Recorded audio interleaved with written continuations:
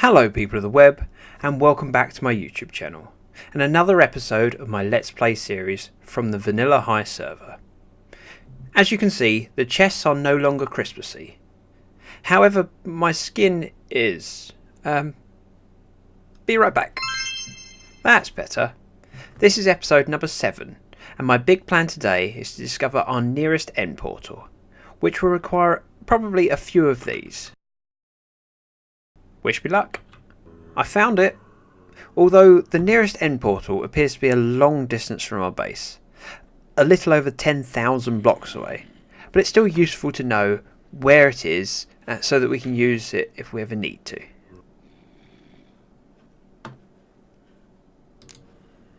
After filling several shulkers with netherrack, I have dug a tunnel leading to the end portal from our base, and I will have to test it while I hold my fingers crossed in hope. Phew, that's certainly a relief. I don't want to destroy the spawner as it might have some use at a later date, so I want to disable it. According to the information I found online, I need 6 silverfish trapped within range of the spawner to disable more spawns from occurring. Of course, they need to be named to make sure that they don't despawn. Now, I don't want them to be named the same as each other, so I had to decide whether I wanted them named after the members of the Jacksons or Monty Python. Now, I'm British, so I had to represent.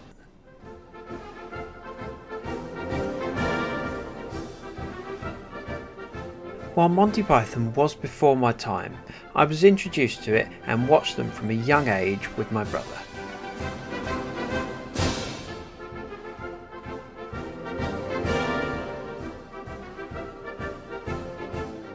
With this tunnel being over 1500 blocks long, it's going to be a massive time saver if we install a way to travel fast down it.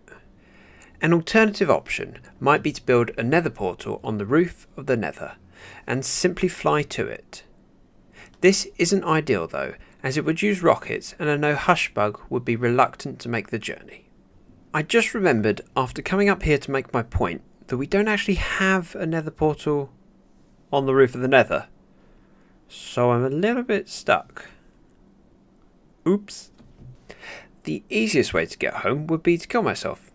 Luckily I have rockets, I can fly, and I can land. Ouch.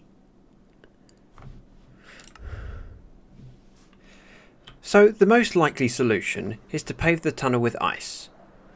Ideally packed or blue ice, which thanks to the 1.13 update we can now craft. Blue ice does require 81 blocks of regular ice per block, so we might have to stick to packed.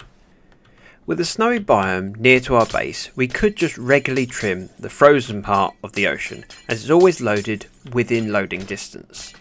However, this is a very tedious way to gather ice, as the entities drop and slowly float back up, so it takes a long time to collect it. I just tried to land on the roof of our base and lightning struck. Maybe jump, and now we have 4 skeleton archers on the roof. Hello!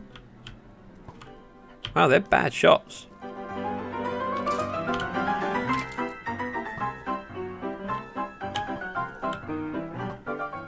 If I can win this without actually having to shoot anything. One down. These guys are rubbish. Oh, he got me. 2 down. 3 down.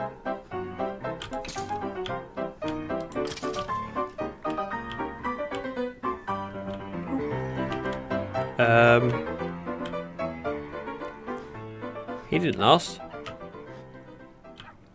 What are you doing up here? I'm waiting for my parrot to come down off the roof. There he is.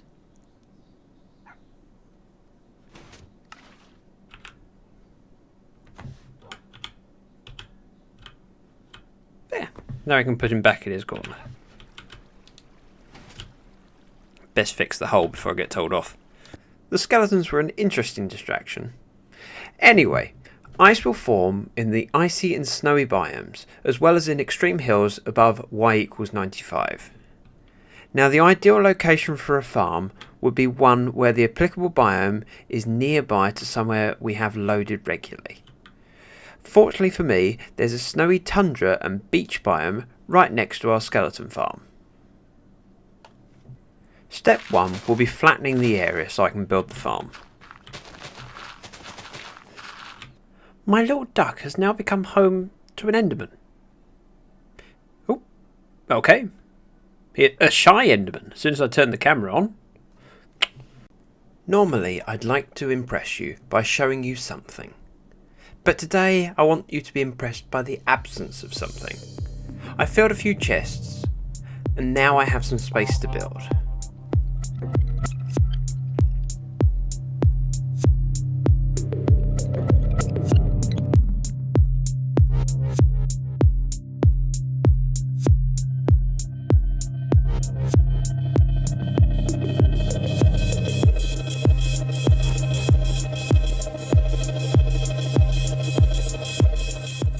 After expertly landing on this cliff, I heard a spider hiss and was worried he might push me off.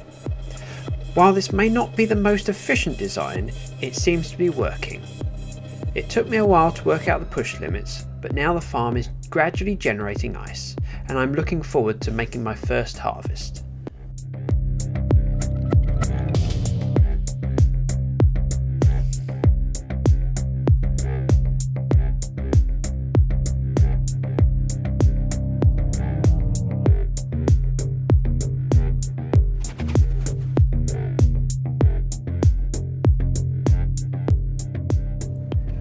With all the digging, my tools are now in need of some repair, and I'm rather enjoying the knowledge that the ice farm is directly over my head and working whilst I do my mending.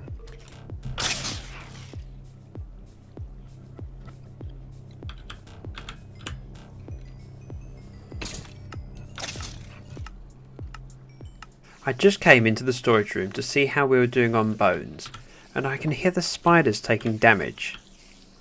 I love that audible reminder that I'm passively gaining string. This is by far one of my favourite builds. I just popped over to the ice farm to see how we were doing, and we have a guest. I've never seen a stray before on this map. Ooh, spectral hour. It's starting to fill up.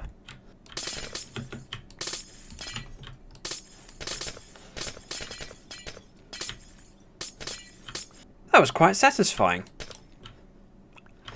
I should have probably waited until it was completely full, but I couldn't resist.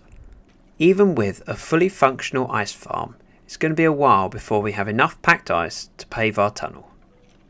But I'm really looking forward to being able to show it to you when it's all done. This episode has been fun to make, especially as I've built an ice farm and I've never built one before. And it worked. If you could help out my channel by liking the video or subscribing, it really would mean the world to me. Thank you very much for watching.